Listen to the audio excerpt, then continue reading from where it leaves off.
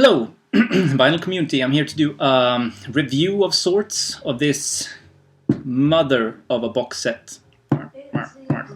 Tom Petty and the Heartbreakers, the complete studio albums, Volume 2, 1994 to 2014.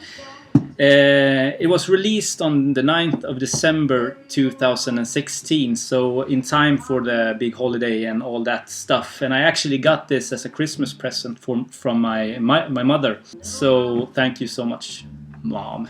It's a big ass box. Looks like that. There's the downside and there's the upside, and it opens up like this. I forgot to say when I did the video that the only downside with being such a huge box is that my entire collection relies on the IKEA Kallax shelves. I have the exept that they had before, and I have two 5x5 shelves down in my basement. And this is the jazz section here in my living room. But the box set is too big. It can't fit into the Kallax or the exept. Not even if you put it like this, it fits. So to a collector that has Kallax or something of this sort, you have to put it somewhere to display. Or in my case, I will take the individual records out, put them in the shelf, and put the box set somewhere else. I don't have really a good space for it. So just some collector's thoughts there. Back to the review. There were two box sets released on the 9th of December, Volume 1 and Volume 2. Volume 1 was from 1976, I guess, or 77, with the first Tom Petty record, and up to like 1992 or something like that. I think it was The Great Wide Open. That was the box set Volume 1. That was released, and this is the small research that I've done. That was released both in the US and in Europe. So there's two different editions of this. I have no idea what the limits of those box sets were, how limited they were. But this was only released in the US, according to my research. But if anyone knows anything different, just let me know.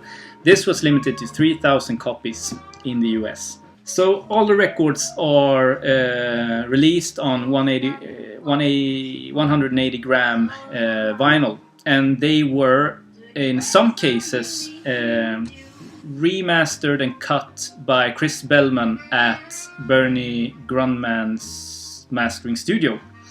I hope I said that right. Everyone except the two last records, Mojo and Hypnotic Eye, those were the same releases as in 2010 and 2014.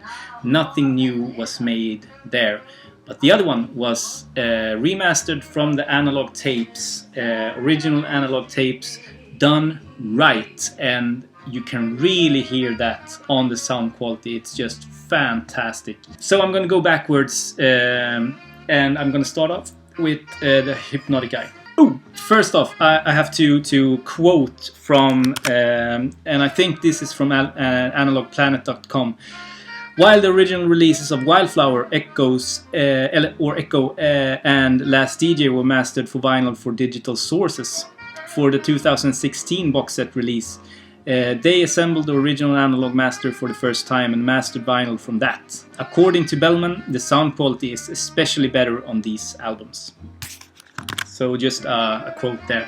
But let's get into the different releases. Starting off is Hypnotic Eye, 2014. I won't even take this out from the plastic because this is so new. A lot of people have it. It's a gatefold 1LP set, and in my opinion, one of the Petty records that I can't almost don't listen to it. It's just not my cup of tea.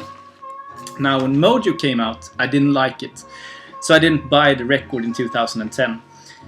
But I regretted that. You can still get this for like $30 maybe if you're interested. It's 2 LP set. Let's do it like this. on the Reprise label. There you go. Yeah, much more garagey, bluesier, just good old-fashioned rock and roll, but lacks, in my opinion, the great hits, the singles, the American classics that you want from Tom Petty. But that's just my opinion. And as I said, it's growing on me, so maybe after 10-15 listens it is going to stick, but not today. Now getting into the more sought-after records from the Petty catalog. This is Highway Companion from 2006 by Tom Petty, a solo work, 2 LP set on a gatefold, fantastic gatefold. Sound quality, fantastic. This is actually the only record of the bunch that I could compare with the original, because I had a US original of this. It was only released in the US. I had an original of this that I bought for like $10 back in the day, and sound quality wise it's just as good, at least. So I actually sold my original copy of that. I don't need to, and I wanted the box set, so I sold that for $70. 2002, Tom Petty and the Heartbreakers released The Last DJ.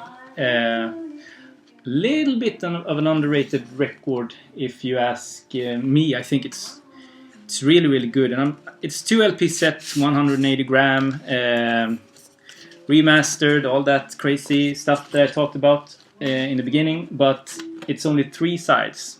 Side 4 is etched and has that sort of emblem or symbol.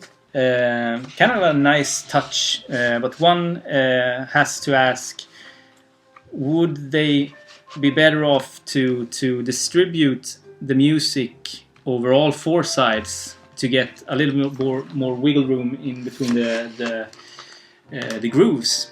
I don't know. Yeah, 2002, this was released in both Germany and in the US, so a European and a US press of this. And if you want either one of them, you have to pay $150 nowadays to get it.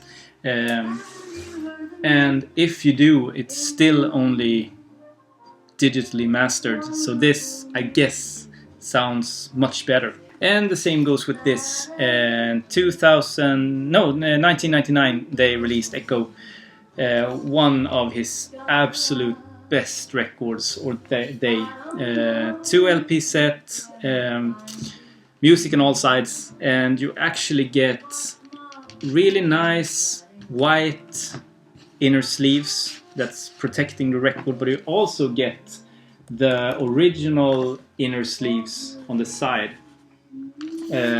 So I guess that they reproduced the entire thing, but putting the records in more high quality inner sleeves. And moving backwards, one of the pieces that everyone would like to have and listen to on vinyl, She's the One with Tom Petty and the Heartbreakers, 1996.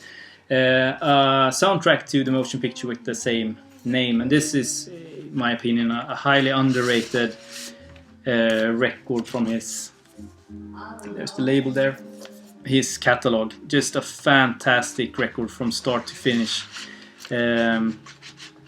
Yeah, 1 LP set, analog and remastered, all that good stuff. Sounds fantastic, dead quiet, perfect in center. And the last one, 1994, and the big one, in my opinion, from the box set, Wildflowers, produced by Rick Rubin, distributed on 2 LPs, comes with a lyrics sheet just as the original one did.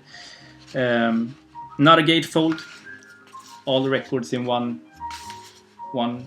case, almost a little bit. I don't know what this is called, graveled, embossed, I don't know. Yeah, my favorite Tom Petty record, and this is the main reason I got the box set. I was dying to hear Wildflowers on good sounding vinyl, and this was perfect for my equipment also. Tom Petty's voice is right there in front of you, and the instruments are perfectly distributed in the background. Nothing more, nothing less. Just, yeah, fantastic. Is it worth to buy a box set for 200 plus bucks to get this record? No, obviously not. There's been a discussion online, and that is, are they going to, or when are they going to release these individual records to us? And they said a couple of years ago, maybe 3, that Wildflowers were going to be released on vinyl. And that didn't happen. The box set came instead. In my opinion, I think that they are, in some time or another, they are going to release the individual records. But to quote from Petty's own homepage and merch site, only way to get these on 180 gram vinyl is getting the box set. Now, does it mean that the only way to get them right now is to get the box set? Or does that mean that only way to get them on 180 gram is getting the box set? Are they going to release them on 150 gram? Or are they going to release them on 200 gram MoFi pressing? You know, we have no idea. We can only guess. I guess. But enough of that. I'm super happy with the box set. I don't recommend it just for 1 or 2 records. Get it if you want at least like 3 or 4. Yeah, buying the Wildflowers is going to get an original press of Wildflowers is going to get you the whole box. And if you trust Bernie Grundman's mastering studio, this sounds better than the original press. But we all collect differently, I guess. So yeah, this is my 2 cents on the box set. I hope it gave you something. And yeah, talk to you soon. Bye.